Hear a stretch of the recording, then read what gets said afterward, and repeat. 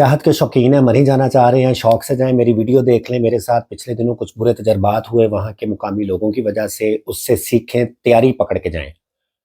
इस्लामाबाद से easily accessible है, पहाड़ हैं, वादियाँ हैं, अच्छे कुदरत के, फितरत के नज़ारे हैं, मौसम अच्छा है, सर्दियों में आपको बर्फ़ तक मिल सकती है, तो जाने में कोई हर्ज नहीं है। पहला बुरा तजुर्बा मेरा ये था कि मैं जब इस्लामाबाद से एक्सप्रेस हाईवे पे चढ़ के मरी की तरफ रवाना होने लगा, मेरी मत वज गई, मैंने पेट्रोल की तरफ नहीं देखा।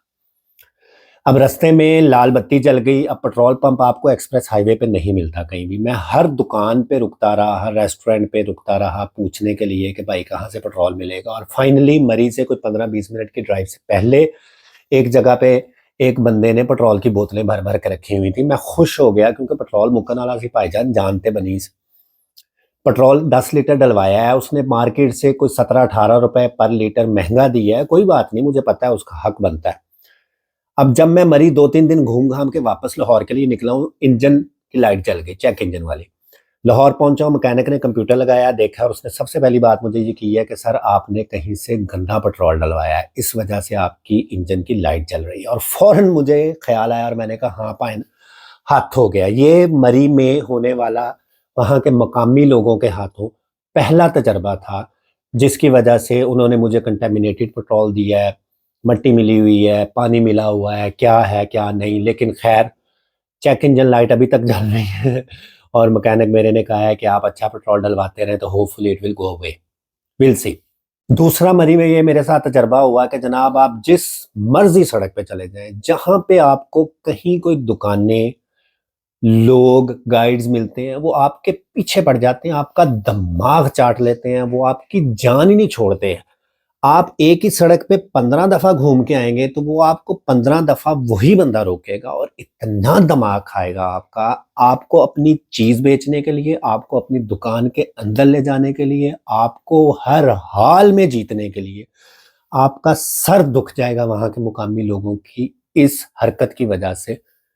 हाथ जोड़ने पड़े उनके आगे कि भाई माफ़ कर दो, जान छाड़ दो।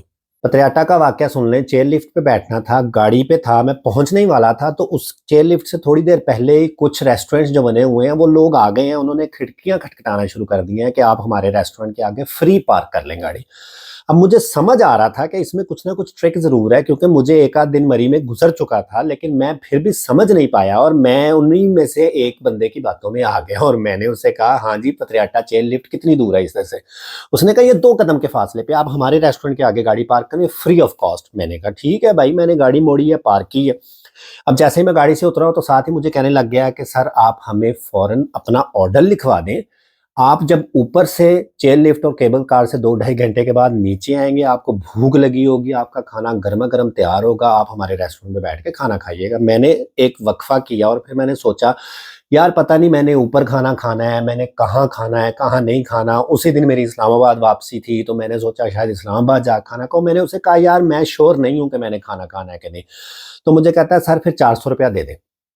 मैंने कहा किस चीज़ का? कहता पार्किंग का। मैंने कहा तुमने तो कहा था फ्री पार्किंग है। कहता नहीं फिर आप खाने का ऑर्डर कर दें, अगर तो आप खाना हमारे पास आके खाएँगे तो फिर आपकी गाड़ी यहाँ फ्री पार्क रहेगी। मैं कहा अल्लाह दा नाम लै यार की बंदा है।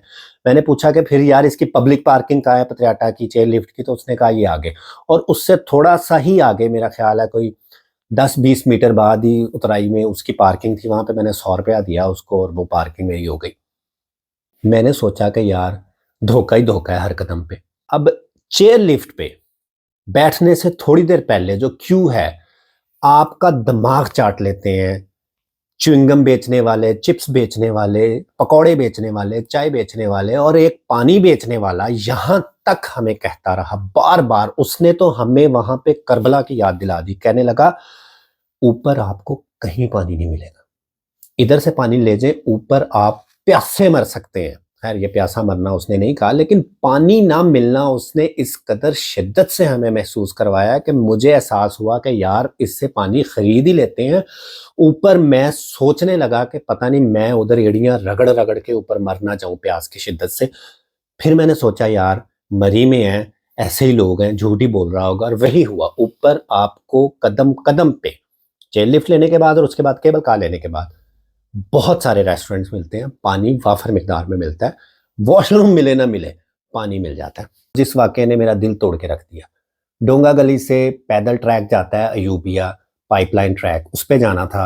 अयूबिया नेशनल पार्क दाखिल होने से पहले टोल प्लाजा आता है, वहाँ पे गाड़ी रुकी है, क्यू लगा हुआ है और एक छोटा सा 8-10 साल का बच्चा आया, उसके हाथ में वो जो डिस्पोजेबल चाय पीने वाले कप होते हैं वो अंगूरों से भरे हुए, और उसने आके हमें कहा है कि मीठे अंगूर हैं, भरा हुआ कप सिर्फ 100 रुपए का। दिल नहीं कर रहा था खाने का, लेकिन मैंने उसकी मदद की खातिर एक कप 100 रुपए का उससे खरीदा है और उसके बाद मैंने खिड़की चढ़ाई है, एक अंगूर उठाया है, मुंह में डाला और फिर मुझे क्या नजर आया है, उसके नीचे 3/4 बल्कि ज्यादा ही कप पूरा घास फूस से भरा हुआ। मैंने फौरन खिड़की नीचे करके नजरें दौड़ाई हैं बच्चे को ढूंढने के लिए, तो बच्चा गायब। ये मरी का हाल है। वो लोग मेजबान हैं, मुल्क के बाकी हिस्सों से आने वाले लोग जो मेहमान बन के आते हैं उनके शहरों में, उस जगह पे, और वो लोग ये सलूक करते हैं कि हर दूसरा बंदा आपको धोखा देने की गर्ज से आपकी तरफ बढ़ता है, आपके साथ झूठ भी बोलते हैं। मैं ये नहीं कहता कि हर मरी में रहने वाला मुकामी ऐसा ही होगा, लेकिन मेरा जो तजर्बा रहा वहाँ 2-3 दिन गुजार लेने के बाद, वो ये है कि मैं अगली दफ़ा जब भी मरी जाऊँगा, मैं अपने कान खड़े रखूँगा, अपना दिमाग और आँखें खुली रखूँगा, इन तमाम लोगों की चालबाज़ियों से बचने के लिए। आप मरी जा रहे हैं, शौक से जाएँ, मज़े लें, लेकिन मुकामी लोगों से बच के रहें।